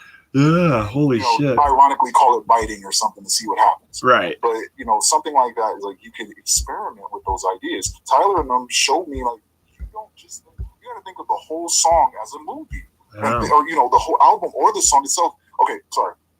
Think of the album as a movie or a television series, and think of every song as an episode. And you want to know, like every episode needs to tie into the theme of that season. And by the end of the season, you should have concluded all the ideas you started at the beginning of the season and close it out neatly. And if you want them to buy the next project, you leave them off with a cliffhanger. There it is. Tell them that hit them with a song that might end early, and tell them the rest of it will be on the next project. Just play that game. Yeah. If you understand or tie your medias and understand that all media forms do the same shit, YouTube does the same shit that television does, music does the same shit that movies do. Like, it's all one thing, man. We're all one. And you can't even operate without the other media. Yeah. You can't even do a film without music. Yeah. So it's like surfing and skating. Without skating, there would be no surfing. Without surfing, there's no this, and just like shit like that. So now that we're on the movie subject, right? The instrumental situation we're talking about. In your case, let's say you're directing a movie, you have your actors, you have your lines down, everything's ready to go, but you don't have any locations to film on. Oh, that's the beat. That's the beat I'm missing. Yeah, you got your lines, you got your actors, you got your props. I have no but you background. don't have locations. Amen. That's exactly what's going on. But also, you don't want to half-ass your locations for your film because that matters a lot. Yeah. So you don't want to, if your film is about a relationship with a couple, we shouldn't be seeing sceneries of you in a burning house. We shouldn't see you in sceneries of a bank robbery. Right. We shouldn't be seeing you in sceneries of like in the middle of the hood, like running. Yeah, you should be picket fence. Those family. Atmospheres and backgrounds don't match the actors and your script. Your actors and your script are tied to a love story, so your atmosphere should match places that love people go. Once you understand that, then you will be able to compose an amazing. Thank you. So, all right, there's been a lot to take in. Let's try to good, man. If there's a lot to take in, good. And I know you fresh off of work too, so you ain't got time to think all that. Try to break down some of the bars and stuff. Some of mine. Okay. And let's see, we're at 5:32. Damn, all right, let's go. Let's go. What we got? We got we still on your first job. All right, let's go. Go. All right. So I think we're at hustling and bustling or something. But wielding my weapon, keep stepping. Can't stand to feel the steel. It's a double-edged sword and craft. We live and die by that path. Oh, I can't stand to feel the steel. Okay, and then you go into a sword concept. See, I don't know. It's weird. You're very cerebral, but you have this ability to escort the listener to your next idea. Your lyrics, I don't think, are the issue. I think your relationship to the craft is the problem. because I'm looking, I'm like, okay. So hello? Yeah. Okay. All right. So I want y'all as a whole to prepare a visual paradigm for our sublime. For a sublime. For a sublime feeling for a sublime feeling I'm trying to reel in. Oh, I see what you did. You like matched the rhymes there. That's cool. So yeah, okay, sublime feeling and trying to reel in. Let's see, okay, like wheeling and dealing. Feeling I'm trying to reel in, wheeling and dealing, the price ceiling for my advice appealing, not shielding the wielding, my weapon keeps stepping. Okay, so the price ceiling for my advice. Wait, let me see. Here's the thing. See, if it's like the lucidness. It's like a lucid dream I'm reading. Trying to reel in, wheeling and dealing for the price ceiling for my advice appealing, not shielding but wielding, my weapon keeps stepping. Can't stand the field of steel. It's a double-edged sword we craft, and we have to live and die by that path. Now, let me ask you this question. We're at this point in the track, right? Uh-huh. Let's say that you'd have to bring the hook in right now. Like, this is where the hook would have dropped. Right. Are we still on subject about you and Destiny? This is me like approaching, like kind of like I'm wheeling and dealing my price ceiling. I'm trying to get the most of what I can get for what I'm delivering. You know, for my product, I'm trying to get the most what I can get. So I'm, fucking wheeling and dealing my price ceiling for my advice, because I'm at the end of the day, it's my experience. Whether it feels like I'm giving you advice or not, learning from somebody's experience is advice. So, and then just like, I guess, so it's it's me trying to do Destiny, I guess. And then it also intertwines with work, with the buying my time for cash. It's the same kind of concept of what are you worth? Are you getting the most out of what you're worth? Well, let me ask you this. Okay, so like I said, if the hook were to drop right here at "Can't stand the field of steel," it's a double-edged sword that we craft and live and die by that path. Let's say you have 2 more bars and then the hook's gonna come in. Uh-huh. What would you say to remind the listener that we are talking about your journey and relationship with Destiny? How will we wrap this portion of your verse and close it off so that we can get to the hook? Because you're gonna have to have hooks one day. So they're gonna be there. Maybe how do we segue into, because this is a technique to keep guys, the cerebral guys, at least on the path that they started on. Did you mean to do that? What happens is a lot of huh? Did you mean to do that? You said at least put the path on. Sorry. Go ahead. So for you, I feel like you take us on this journey and we get lost in your head, and I need you to ground us back on the hook. Uh-huh. You got to pull them up there, because with cerebral rap, if you leave them in the air, they might abandon your song out of frustration. Mm-hmm.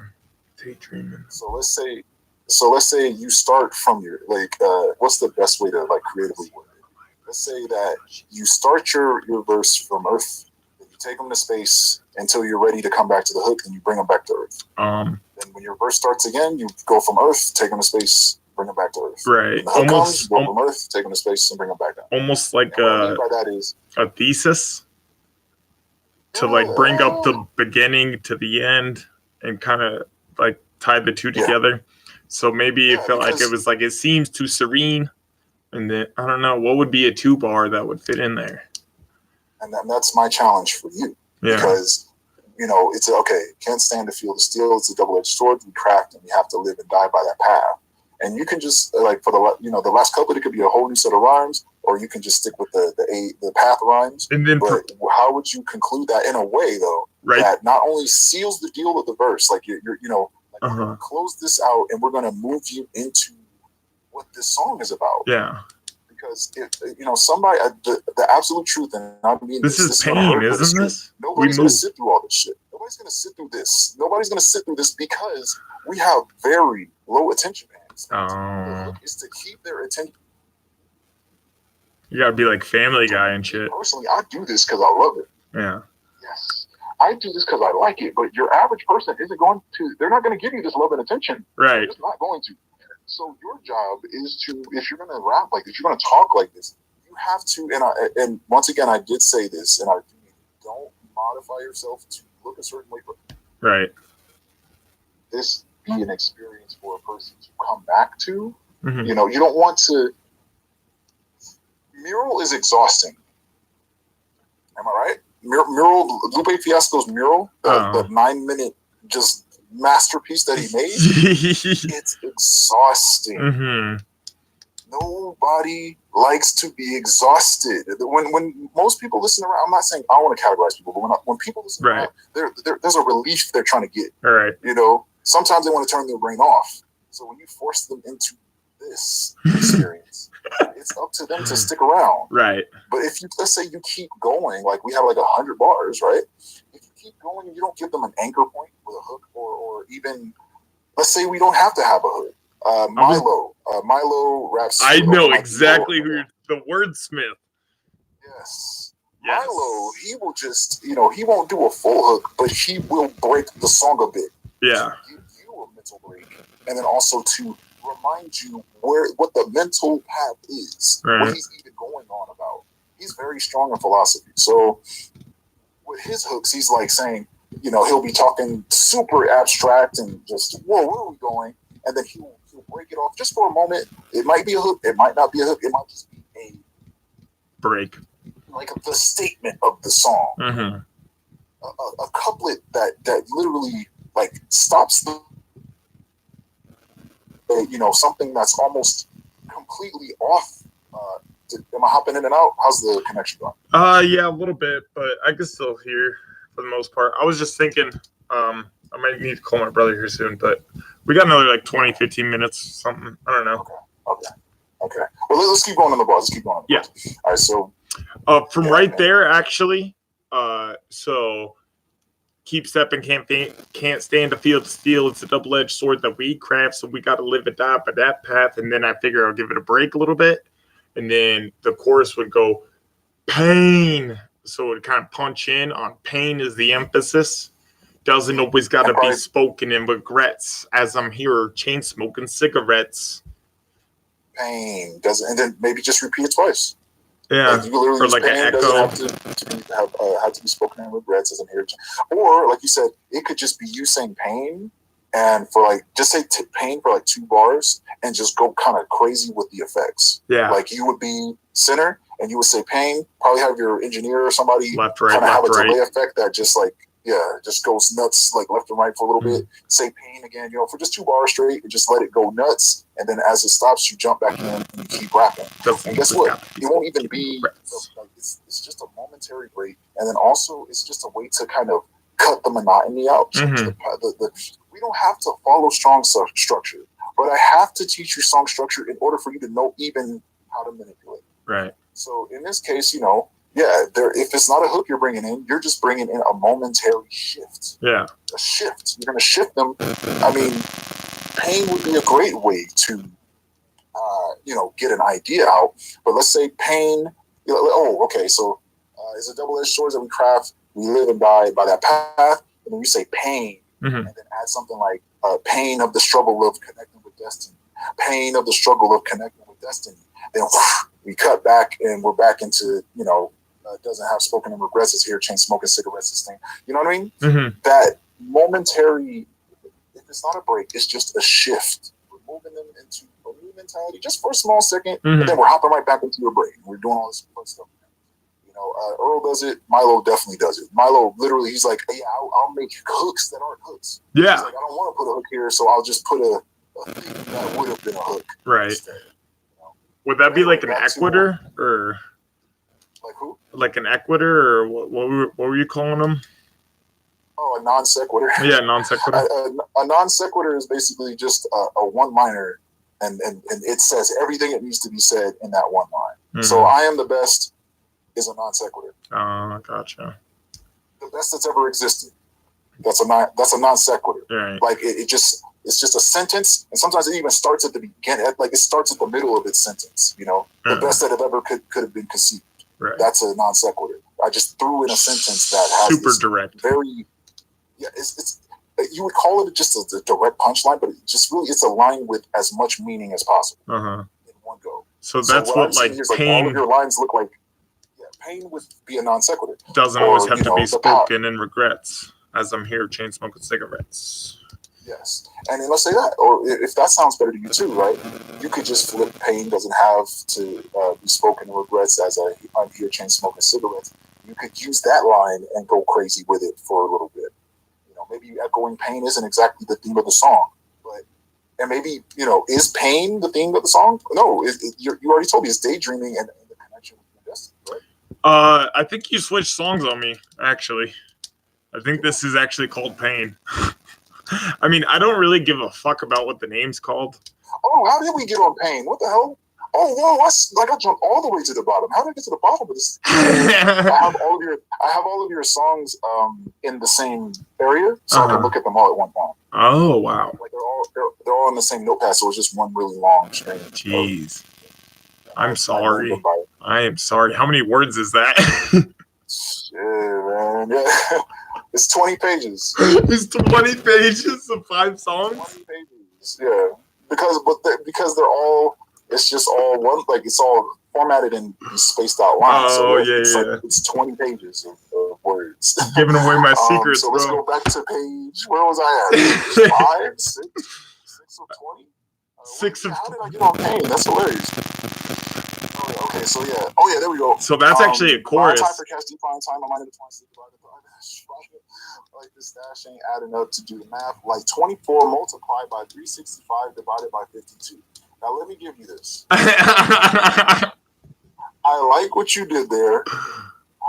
I'm not even gonna do that math, man. Yeah, I like what you. It's like, because I know in my head I go, he did the math already as a good writer. He already did the math. The outcome of this, the equation is already completed because he's already done it for me. Yeah. So I like to think as myself, and I like to think as like a new listener, like some, you know, I'm talking like the whitest guy ever that's never heard rap before. Yeah. I try to think on all this. When I see this, like this stash ain't adding up. Do the math like 24 multiplied by 365 divided by 52 to get you. As that's. There's something about this. I like and hate your line. I like it and I hate it. I don't know how I feel about it. Because it's like, why would you make me do math right now? We're talking English, motherfucker. Do you speak it? Why you got me mathing right now? Adding up, do the math like 24 multiplied by 365 divided by 52 to get you. It sounds cool. I like how it sounds, but I know realistically, from a general listener standpoint, they won't even attempt that math. Their brain won't even. There's no. Those are a lot of. It's not so much about the math. It's 24 hours, 365 days, and 52 weeks. Yeah, and I see what you did. Yeah. All right. Cool. What you put together, and I'm like, nobody's gonna try. You know what I mean? Like, and this is a note, right? Yeah. I don't know what to call this. I'll just call it the Lupe effect. So did I just make up my own thing just now? Well, not even that. The Lupe effect is you trust Lupe because he's already written so many projects that make you go, that's impossible. So at this point, you know that whatever he puts out, he's going to present a genius level of writing. Even if you don't understand the song outright, you know in the back of your head, you're going to give Lupe a chance because he's that kind of person. Mm-hmm. He's that kind of writer. He's that kind of artist. Yeah, he's that. No, but I'm saying like, and in your case, and this is not a disrespect. This is just the truth. Yeah. People do not know you on the level of Lupe. Mm-hmm. So when you present a Lupe level equation or riddle, the odds of them coming back to try to solve your riddle are much lower than if they would with Lupe. Because Lupe might say something, people just go, God damn it, Lupe. That's the reaction. Right. Like, Lupe, why did you say something so It doesn't matter what name I go by, fucking's always in front of it. Fucking Alex, fucking Tanner, pinche Alejandro. It doesn't matter, dude. Mm-hmm. all the same. And that line is frustrating. It makes me mad. It makes me it's a mad. good line, but it's Saul. It's another Saul line. The follow-up is so dope. I want to play a game. Yeah. I don't know. But this is why, Andre, this is why I write this music, is because motherfuckers like you will listen to this and go, whoa, wait, what the fuck did he just say? Why? Why did he say it? But they see, that's what I do. I go, why? Why? Why do you do this? Because you understand all the work that goes into it. It's every day. It's every week. It's every year. That's a Googleable. That's a Google bar. That's a Google bar. That's a Googleplex. But then to say with plenty more, because like I said, there's always more, bro. Yeah, there's always more. Right about this to get you plenty more. I tried to be witty when I'm live. Derived to get you and shit. No, okay, there we go. So we're like, I feel like we're now going back and directing our attention at Destiny, right? We're now, because how did I end up on Pain? Yeah, we're focusing on Destiny. That's crazy. To get you plenty more. Tried to be witty when I'm live. Derived to get you and shit. I nosedived. And I like that. That's really cool. For some reason, it works. I nosedived and makes the ride so adored and so obliged. Obliged shouldn't fit there, but for some reason, I feel like it does.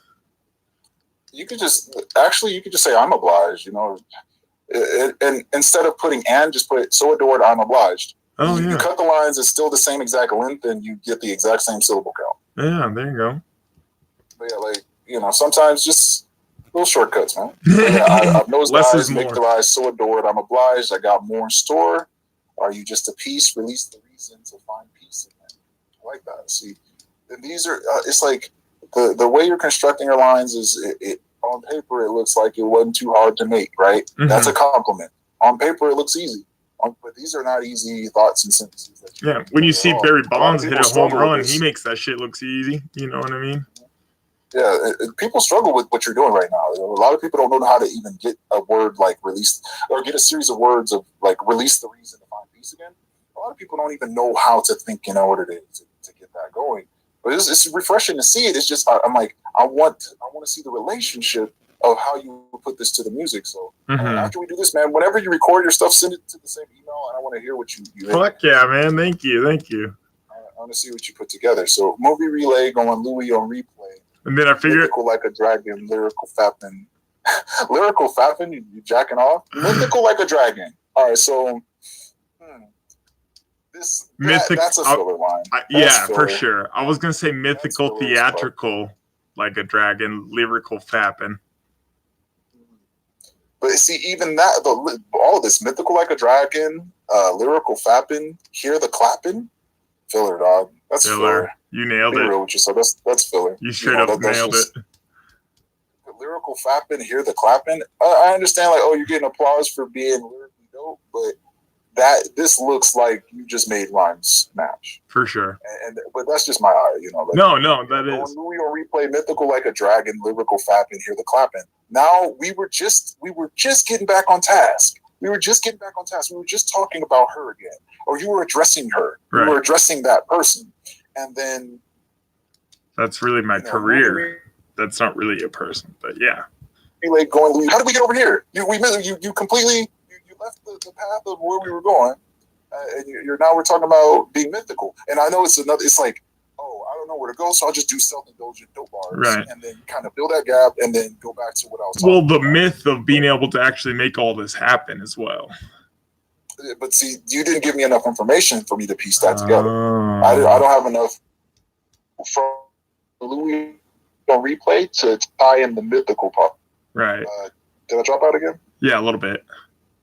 I'll replay. So movie relay going Louis on replay, mythical like a dragon. So the movie relay going Louis on replay, I'm feeling like, I felt like a direction, and then mythical like enough in the previous bars to justify what you gave me, what you just said, to justify that you are the mythical one, blah blah blah blah. Because this is a like this type of line, and I've seen a mythical like a dragon.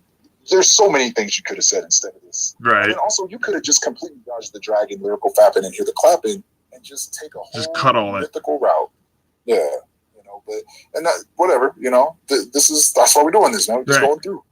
I hear the clapping and be the one that inspires the fires to. Same thing right there. Inspire. Rapping. Even with the mythical bar, right?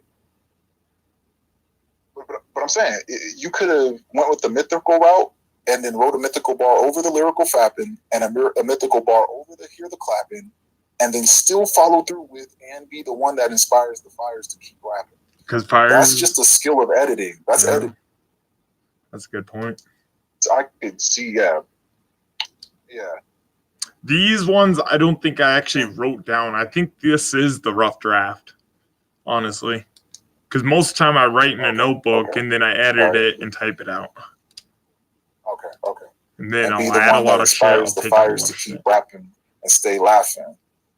And never make me feel like a has-been, the one that holds the sun and keeps the days a passing. Okay, so now we're going back. I never shun out my passion. Got them spun out in doubt. Got them asking where you been. Feels like it's been years since then. All right, so let's go back. My passion got them spun out in doubt. Got them asking where you been. I guess because they need you. You know, you're like the, you're that dude, so they need you around. Where you been? Right? Am I off? Is she asking you where you been, or is this? This isn't even a real person, bro. I'm not even like talking to a person or about a person. This is just like about me trying to fulfill my music career. And destiny is basically what's going to be the outcome, which I still have no idea if that's actually my at last. If you do like a little compass, there's Atlas, which is my North Star, Alex Tanner Lance in the west because I'm in AZ, and then at last is in the south because I have no idea where the fuck that's going to end up, and then at least is in the east. That's where it all begins. Positivity. You know what I mean? I like that. I like how you construct your world. I like what you're doing. I'm creating, bro. I'm creating. I want to see it put together, man. It's like I'm looking at scripts and I'm looking at characters, but I want to see what the whole film will be. Yeah. So I'm asking where you've been. I feel like it's been years since then. When we saw each other, your hair was longer. So who's talking to you? It's basically like, you know, when you like see somebody you met in like maybe a good friend in like junior high or something. It's like, well, dude, where you been? I feel like it's been years since then. Last time we saw each other, your hair was longer. And then they're like, God damn, you're so weird. And you're like, what the fuck is weird? Alien unknowns, see, but okay. Now that you explain that to me, I'll be honest, that's not what I got out of it. I didn't get a visual of you suddenly presenting an outside friend conversation. Yeah. But the words do make me think of this, but that wasn't the first thing that came to mind. I was thinking that you fell off the game. Where's he been? Life. I thought, or like the game. Yeah, the game's talking to you. Like, where you been? It feels like it's been years since then. But then again, you're lucky because you wrote it so ambiguously that it could mean those. It could be either or. So it's for you to decipher. I've never thought about it like that. Subliminal accidentals, you know. But it feels like it's been years since then when we saw each other. Your hair was longer. Haha, you're so weird. What the fuck is weird? What the fuck is weird? Look, he said that. Alien unknown. It's just another word shown that smeared. Smeared. Oh, that's. I can't spell, dog. When I'm in it, I don't give a fuck. No, a lot of people get it, man. It's all good. As long as you know what you're saying. Yeah. That's smeared on the individuals that have never feared being themselves, have to live in fools. Smiled on the individuals that have never feared being themselves, have to live in fools, only scared of being something else that I'm not. Listen, stop. My lips missing that pop of talks and whatnots. Of pops, of talks, of whatnots that was needed. Okay. Because I used to missing that pop of talks and whatnots. I used to just talk over people, bro. I'm really trying to be fucking a conversationalist. And that's like why I want to start a podcast and shit. Just because I would just go, and people would be like, especially with my energy, dog, they would just be like, first of all, how many fucking bars did you eat today? And I'm like, dude, this is just me being passionate. Like, just alive. That's all it is. Yeah. You're just alive. So I'm really trying to give that space. So listen, stop. My lips missing that pop of talks and whatnot that was needed leaded to deception by walks to spots that propelled to inception of perpetual symbols of self-loathing. Now, this is where we just kind of, all right, you just decided to triple backflip into the subconscious and like, all right, well, how? I think I edited that too, and it goes symbols of hell and self-loathing. See, this is unfortunately, man. Yeah, I feel like this is just a one-on-one consultation. You literally just paid the price of the current one-on-one consultation price. You just paid that. So we're just gonna call this a one-on-one consultation because I feel like that area to me seems to matter more than where you are lyrically. Because lyrically, I'm not bothered by what you're very intelligent. You have the skills, your how is this? Your poetic structure, meaning the way you construct like conscious words, phrases, sentences, and lines. By walks to spots to propel to an inception of perpetual symbols of self-loathing. Those words being put together like that is a very dense sentence, very powerful. And all I'm thinking about right now, though, is what does it sound like on the beat, though? Oh. All these words are great, man, but if I don't hear it on the instrumental, then I'm looking at a poem. People tell me to sell my shit all the time, and I can't. Please do. Or at least, are you familiar with the app Veloco? Veloco? Yeah, Veloco. Like crazy? In a way, yeah. VELOCO. VLCO? Velco. Veloco. Veloco. Shit. Hold on. Yeah. Oh, god damn it. I told you about my brother, Andre. I'm sorry. It's all good, man. But, let me try this. All right, so Veloco, right? Veloco, is that the name of the app? Let me give you this app. 6 o'clock. And then what, you got about 2 more minutes, or you got He can chill downstairs for a little bit. We can wrap this up for the most part. He can kick it around if he wants to. You know? Yeah, it's family, dog. This doesn't affect. This is your time. This is your session. I'm not bothered over here. This is your session. All right. So, what is the name of this app, though? Let me get this app name for you. It's a music making app that actually some friends of mine put me on, and literally, it's just designed to you can record your song on the spot from the Voloco, VOLOCO. VOLCO. VOLOCO. Voloco. So yeah, all right. That's weird. Okay, so yeah, but check it out. It's an app on the phone, and the way it works is they give you beats already. They give you effects. They give you auto-tune, everything already. They give you a whole little studio setup for free. Some of these beats are for purchase, but this one, this ain't an advertisement. My cousins just showed me about. I was like, oh, this is pretty amazing. And all it really is to me is the best place to put your demos. So mess with it. And the beats are already there. Yeah, fuck yeah, man. They have get your beats assembled, and yeah, you can get your beats assembled, and then just apply what you have to what's available to you. So you don't have to worry about going to a booth or going to a studio. You can record it straight into your phone. And it actually sounds really good. Really? So I just got a new phone, so I might have to try that out.